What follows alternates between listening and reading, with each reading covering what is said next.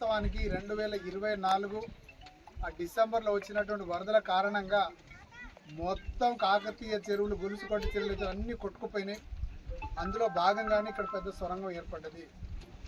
నీళ్లు ఉండడంతో ఆ సొరంగంలో మొత్తం నీళ్లు ఉండడంతో వాస్తవానికి అక్కడున్న సొరంగం ఎక్కడుందో తెలియలేకపోయింది. పోయిన ఎండాకాలం రైతులు గుర్తించి ఈ సొరంగం ఉండడంతోనే పెద్ద చెరువు నిండలేదు, దీని మరమ్మతులు చేయాలంటే వెంటనే ఏఈలను, డిఈలను, ఇక్కడ ఉన్నటువంటి ఉన్నత అధికారులందరినీ పిలిపించి దానికి ఎస్టిమేషన్ వేసి ఓఎండ్ఎంలో వీటిని పంపించండి అంటే కేవలం 6 నెలల్లోనే దీన్ని శాంక్షన్ చేయడం జరిగింది.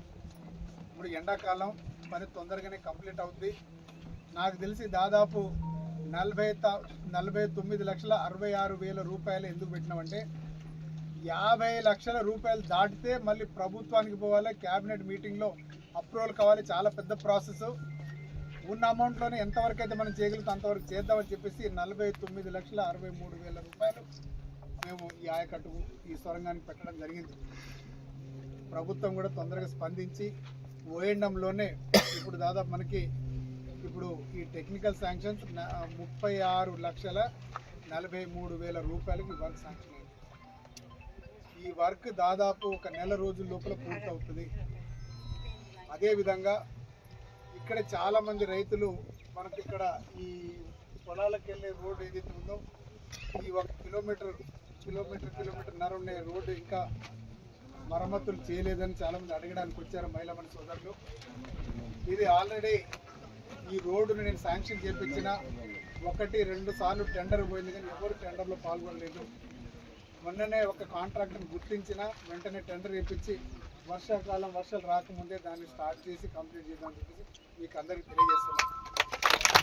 అదేవిధంగా మీ చిరకాల కోరిక కాచికల్ ఎక్స్ రోడ్ నుంచి నేతిరాజుపల్లి వరకు పోయే రోడ్డు అది కొంచెం ఇబ్బంది కలుగుతూ ఉంది.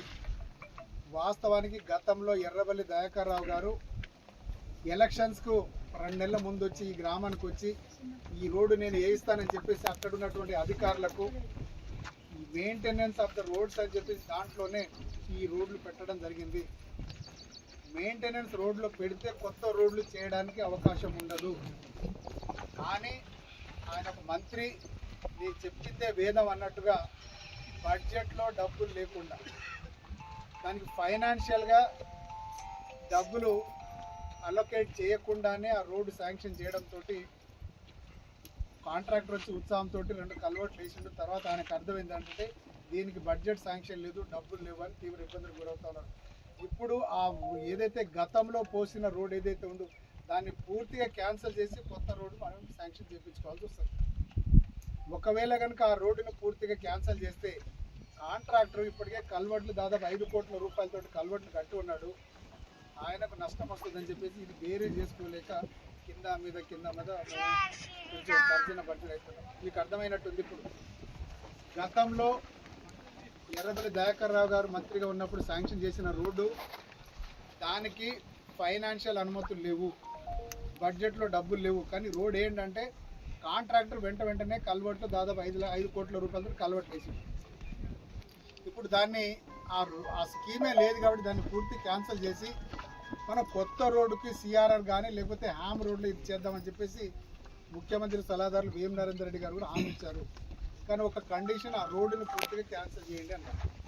ఇప్పుడు ఆ రోడ్ని కనుక క్యాన్సిల్ చేస్తే అక్కడ ఉన్నటువంటి కాంట్రాక్టర్ దాదాపు 5 కోట్ల రూపాయలు నష్టపడతాడు అని చెప్పేసి దాదాపు 2-3 నెలలు తర్జన భర్జన అవుతారు. ఎందుకంటే మొన్న మనం ఏది వడ్ల కొనుగోలు కేంద్రాలు, సొసైటీలు, ఐకేపీ సెంటర్లు స్టార్ట్ చేయడానికి వచ్చిన ఈ మాట ఇచ్చి 6 నెలల్లో పూర్తి చేస్తారని అదే పని మీద ఉన్న ప్రభుత్వానికి ఒక వెసులుబాటు ఇప్పటివరకు ఎంతవరకు అయితే పూర్తయిందో అంతవరకు ఉంచి మిగతా పనులు క్యాన్సిల్ చేయండి అని చెప్పేసి ఒక మార్గం ఉంది. పూర్తిగా క్యాన్సిల్ చేస్తే కాంట్రాక్టర్ నష్టపోతుంది. ఎందుకంటే దాదాపు ఆయన పని చేసిన కల్వర్ట్లు అన్నీ ఉన్నాయి, అవన్నీ పాడైపోయి. అందుకే ఎంతవరకు చేసిండో అంతవరకు ఆ పనులన్నీ క్యాన్సిల్ చేసి కొత్త రోడ్ని హ్యామ్లోనో దేంట్లోనో చేసి పూర్తి చేయండి అని చెప్పి అడుగుదామని నేను మొన్న ఒక లెటర్ కూడా రాశాను. అది గవర్నమెంట్ దృష్టిలో ఉంది. ఎందుకంటే ఈ రోడ్డు అందరికీ తెలుసు, ఈ రోడ్డు మనకు కాచికల్ చౌరస్తా నుంచి కాచికల్ ఎక్స్ రోడ్ నుంచి నీకు నేరుగా ఎర్రబల్లిగూడెం, నేతిరాజుపల్లి నుంచి పర్వతగిరి మండలం నుంచి వరంగల్ పోయే రోడ్డు, ఇది కనెక్టింగ్ రోడ్డు. ఇది మన దగ్గరే ఆగిపోయింది అంటే గత పాలకులు గత మంత్రిత్వ శాఖలో పనిచేసినటువంటి వారు అతి ఉత్సాహంతో వేసినటువంటి రోడ్డు ఇది. అందుకే 1 నెల 2 నెలల్లో ఎంతవరకు అయితే పని అయిందో అంతవరకు ఉంచి మిగతా టెండర్ని మొత్తం క్యాన్సిల్ చేసి కొత్త రోడ్లు వేపిద్దామని చెప్పాను. ఎందుకంటే ప్రభుత్వంలో ఏదైనా రోడ్డు శాంక్షన్ అయితే చేస్తే పూర్తిగా క్యాన్సిల్ చేయాలి, లేకపోతే ఉన్న రోడ్డు కంటిన్యూ చేయాలి. సగం చేయడానికి లేదనేది వాళ్ళ వాదన. ఇప్పుడు వాళ్ళు కల్వర్ట్లు వేసినంత వరకు దాన్ని ఉంచి మిగతాది మొత్తం క్యాన్సిల్ చేయడం అట్లా కాదు అంటున్నారు. ఏదో స్పెషల్ జీవోనో పర్మిషన్ తీసుకొని గౌరవ ముఖ్యమంత్రి రేవంత్ రెడ్డి గారి దగ్గర పోయి మాట్లాడి కొట్లాడి బతిలాడి ఏదో ఒక రకంగా మళ్ళీ కొత్త రోడ్డు వేయించాల్సి వస్తుంది. అది కొంచెం సమయం పడుతుంది. ఈ సంవత్సరం వర్షాలు కొంచెం ఇబ్బందిగా ఉంది అని చెప్పేసి వాతావరణ శాఖలు వాళ్ళు చెప్తా ఉన్నారు.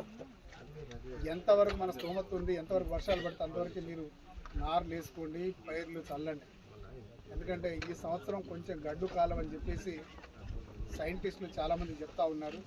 అదేవిధంగా ఇది గుంటూరు ఇది ఏదైతే మా సొరంగం ఉందో దీన్ని 2 నెలల్లోపు దీన్ని పూర్తి చేస్తాం.